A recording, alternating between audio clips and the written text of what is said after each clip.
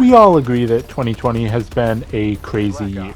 Like, that's just a fact. It's been, I mean, people have said this so much. It's been unprecedented and unexpected. I mean, unless you kind of look at history, in which case we kind of knew that there was going to be a pandemic, but not the point. Anyways, I thought that I would, be like my favorite YouTubers and make an end of the year video summing up all the things I've learned and experienced in the games that I've played during this year, 2020. And yeah. So yeah, first off, I started doing online multiplayer gaming in 2020. Like, partially due to the fact that one of my friends from where I grew up in Papua New Guinea got a PlayStation, and so I started playing online games with him, and then just naturally transitioned into playing online games. But as you can see, I'm level 3 there.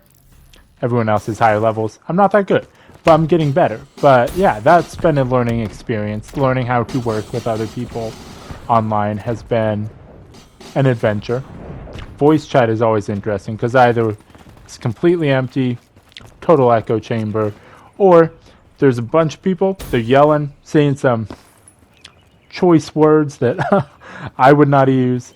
But yeah, it's been an adventure learning how to do online gaming. Sadly, I don't have gameplay footage for all the games that I'm going to talk about, but I went, made a list of all the games that kind of affected me in 2020. So first off, Assassin's Creed Odyssey. That was my original quarantine game. And I will say it's a good game for that. Like, it has hours of content. So many hours. I think I clocked about 130 hours, and I basically just did the main story. I may have put in a couple, like 10 to 12 hours extra getting to, like, defeat all the mythical creatures. But yeah, just that time I spent. But yeah, it was a good time. I got to be engaged in an awesome story and get to find like family, even though like I was apart from my family due to quarantine. It was a good time.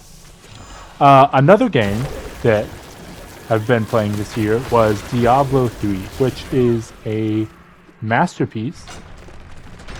Deeply enjoy playing Diablo 3. It's one of my favorite, like, pop in and play, and just no matter what I'm feeling, no matter what I'm doing, I know that if I play Diablo 3, I'll have a good time, and it's always a good time.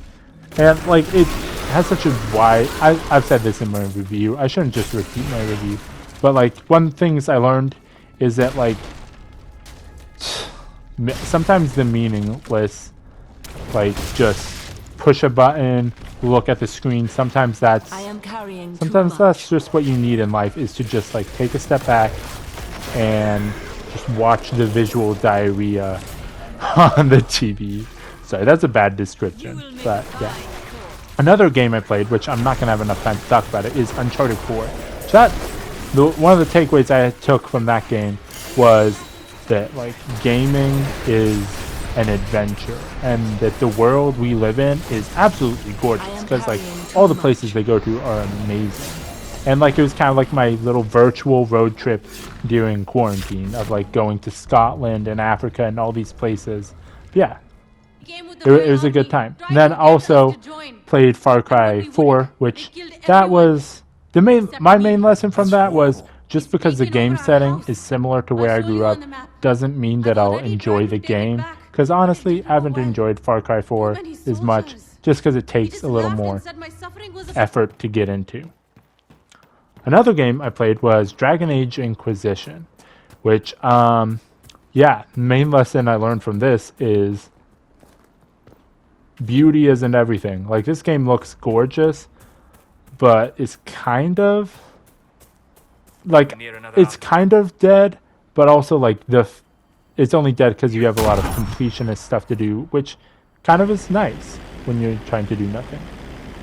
And then secondly, GTA 5.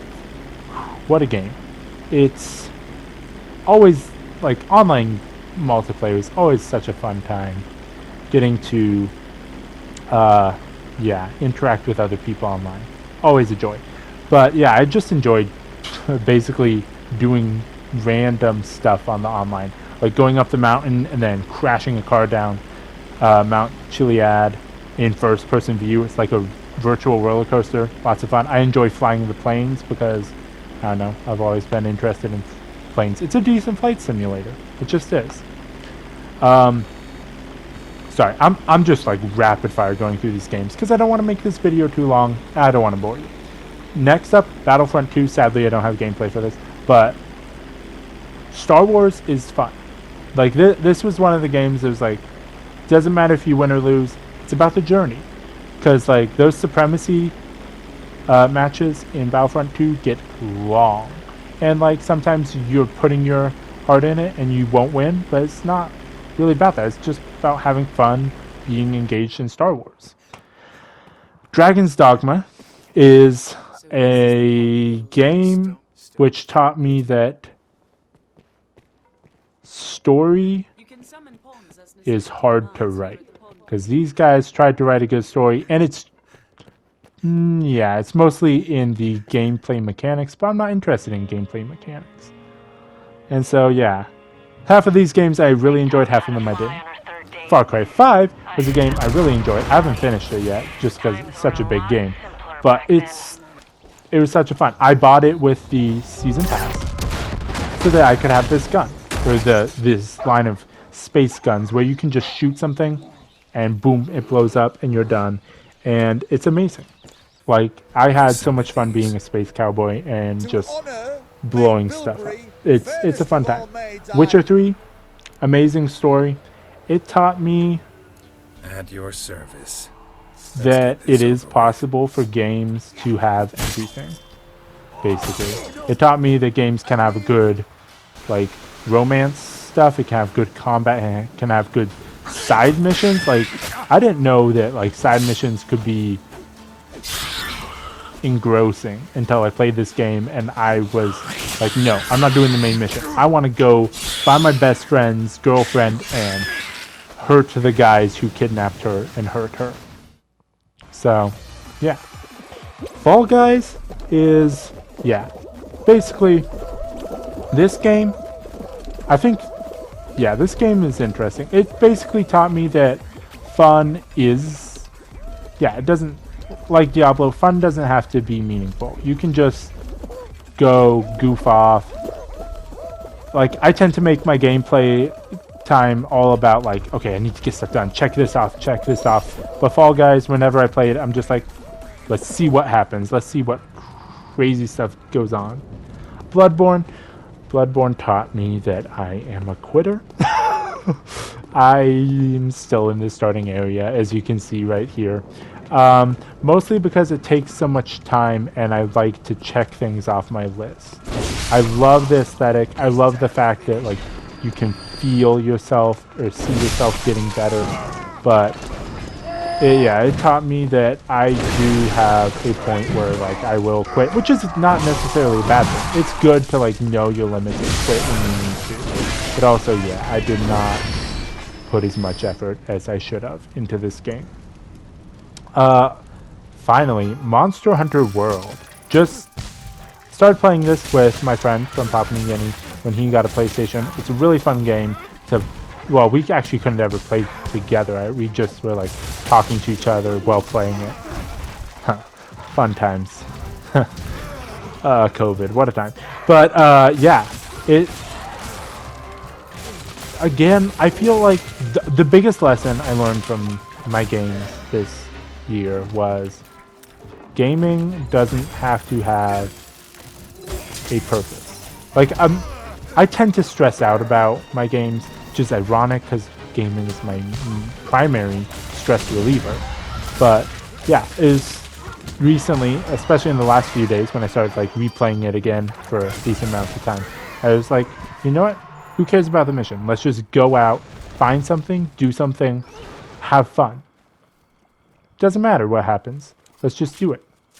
Let's go on a journey, and And then, sadly, I don't have footage for this, but Godfall. Learned that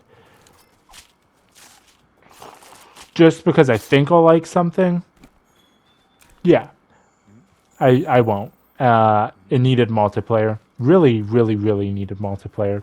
And then Assassin's Creed Valhalla, again, I don't have footage for this one, but games look good. Also, I really want to move to Britain. That's my main takeaway from Valhalla. I want to go to the UK. Cyberpunk. Cyberpunk taught me don't pre-order. That's it. Like, I've only pre-ordered one game, Death Stranding, which I was 100% satisfied and was like, yes, I'm totally happy that I bought this. But yeah, Cyberpunk, it makes me question. Like this glitch where my motorbike got stuck in the corner, couldn't get on it, couldn't move it, and so then I had to go run to my place. Couldn't even call it to make it move. So, yeah. Gaming in 2020 has been an adventure. I don't think if the whole pandemic situation hadn't been going on, I don't think I would be as into online multiplayer as I have been. But yeah, gaming, I know several people on their end of the year videos have said, gaming in